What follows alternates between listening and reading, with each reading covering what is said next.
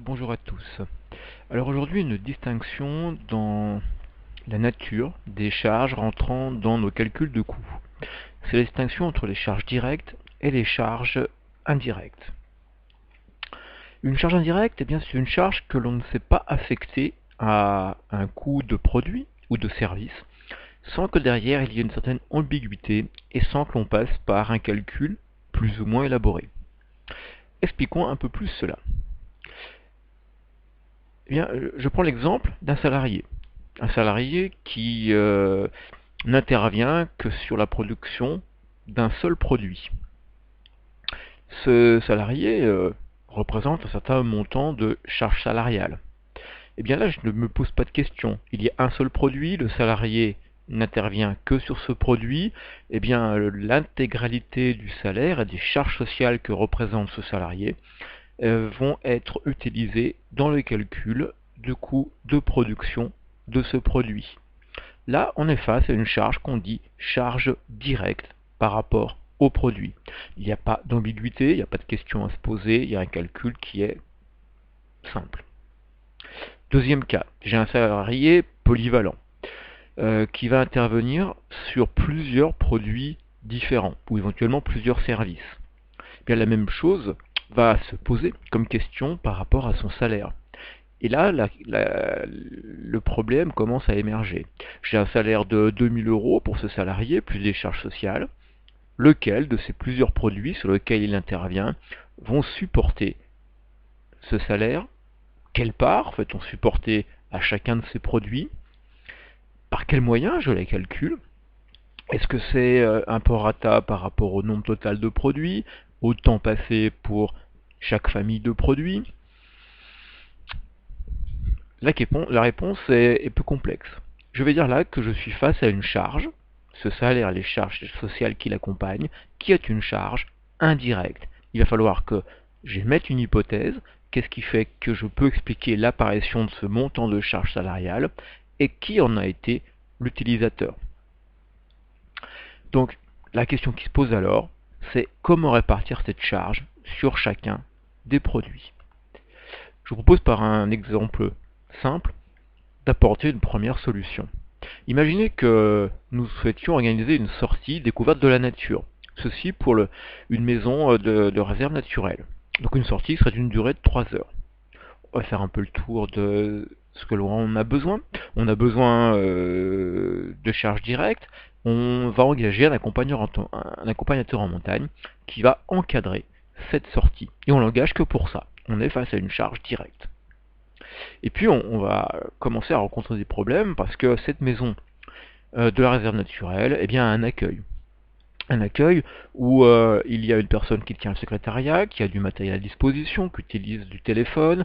Il y a eu l'édition également de brochures qui répertorient les différentes sortes de sorties qui peuvent être proposées, qui sont une soixantaine au total, toutes différentes. Il y a découverte de la nature, mais il y a aussi du goûter à la ferme, il y a l'après-midi à passer avec les marmottes, etc., etc. On est là face à un ensemble de charges indirectes. Et il va bien falloir trouver le moyen pour que ces différentes charges puissent être intégrées dans le calcul du coût de production, coût de revient de cette sortie découverte de la nature. On va essayer de chiffrer tout ça, donc en essayant de proposer une solution.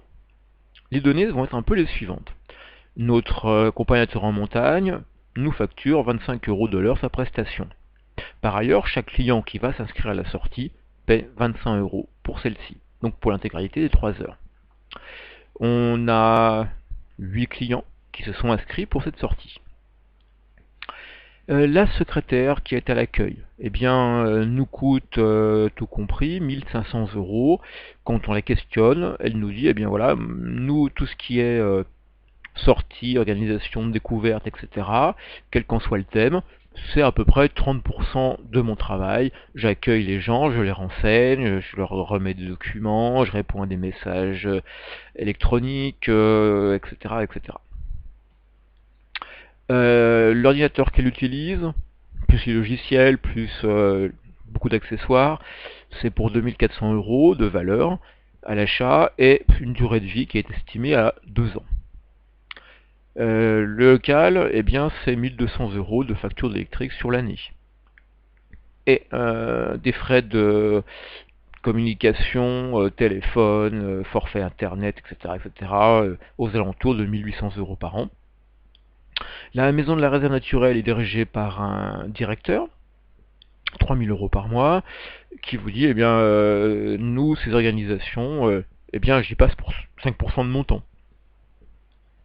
Une brochure a été éditée, une brochure très simple, hein, mais il y en a eu pour 240 €. Et là, on a fait à peu près le tour, hein, des principaux éléments. Je rappelle, 60 prestations différentes, de par leur thème, ont été organisées.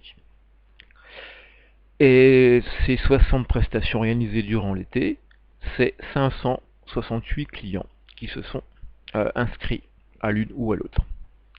Alors la solution. Là, j'ai extrêmement simplifié les choses. Je veux dire, la session estivale, on va la faire porter sur 6 mois. C'est un peu exagéré, mais ça nous fait pas mal de simplification dans les calculs. Donc derrière, je vais pouvoir regarder ce qui va se passer en disant voilà ce que va nous coûter la salariée de l'accueil sur purement nos prestations de découverte et d'organisation de sortie. 1500 € durant 6 mois, ça représente 30% du salaire. Donc on a, sur ces espaces de 6 mois, pour 2700 € qui sont consacrés à ces organisations de sortie. L'ordinateur, ça va être un calcul similaire. L'ordinateur a une durée de vie de 2 ans, on l'utilise pendant 6 mois durant l'été. Il y a pour 600 € d'amortissement dans la période. L'électricité, même calcul, 1200 par an, on en met la moitié sur l'été. Le téléphone, 1800 € par an, on en met la moitié sur l'été. Le directeur va passer 5% de son temps de travail pour ses sorties, 3000 € pendant 6 mois, on en met pour 900 €. Et puis la brochure va avoir un traitement légèrement différent. Elle nous a coûté, impression comprise, 240 €. Dedans, on propose 60 produits différents. On peut dire que un produit, une randonnée, eh bien, ça coûte pour 4 € de brochure.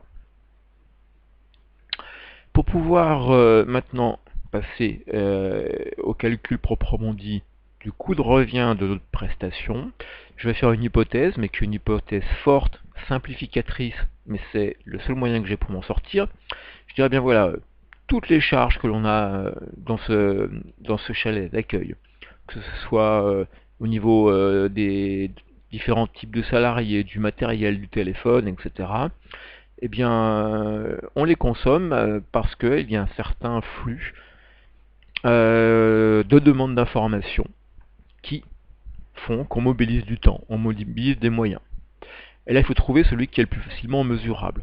Et l'idée là, c'est de dire, eh bien, la personne qui prend des renseignements serait sans doute très bien, sauf que c'est compliqué pour pouvoir relever tout cela. Il faut déjà en tenir un décompte précis. Chaque fois que quelqu'un vient, téléphone, envoie un message, et vous rencontrez déjà le problème du traitement du message, eh bien, on note le temps que ça a pris.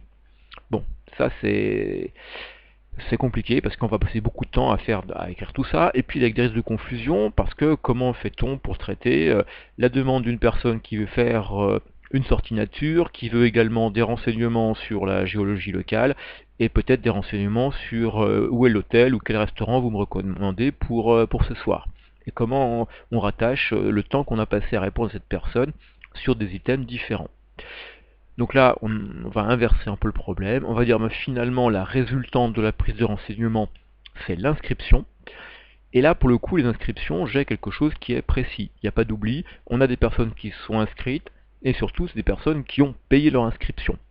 Et on sait ce qu'elles ont en fait payé comme inscription. Pour quelle sortie.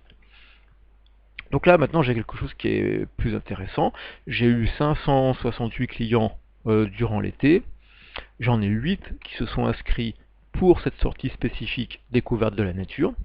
Eh bien, je vais pouvoir dire que pour chacun de mes éléments, par exemple pour le coût que va porter pour la sortie au niveau de la secrétaire, eh bien, je vais dire la secrétaire, ça va être 8 568e de ce que représente la part de son salaire à destination d'une quelconque organisation de découverte. Et donc 8,568e de 2700, c'est 38 euros spécialement pour cette sortie. Et tout va être sur le même gabarit. L'ordinateur, eh bien, on va répartir les 600 euros sur la base de 8,568e. L'électricité, même principe, on en a pour 8,45. Le téléphone, même chose. Le directeur, c'est la même chose. Et puis, celle qui n'est pas touchée, c'est la brochure, puisqu'on avait déjà réglé le problème juste avant, 4 euros. On rajoute alors les 3 heures, la seule charge directe que l'on ait, c'est l'accompagnateur en montagne, pour 75 euros.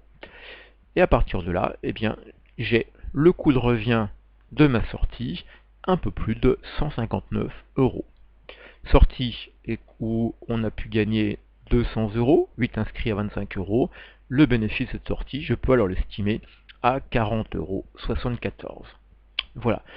Là, c'est une solution qui, bien sûr, a ses limites, ses contraintes, qui a l'avantage de pouvoir être relativement mise en œuvre rapidement, notamment avec la question de la fiabilité de qu'est-ce qui explique l'apparition de la charge. Pourquoi a-t-on consommé ces niveaux de charge-là?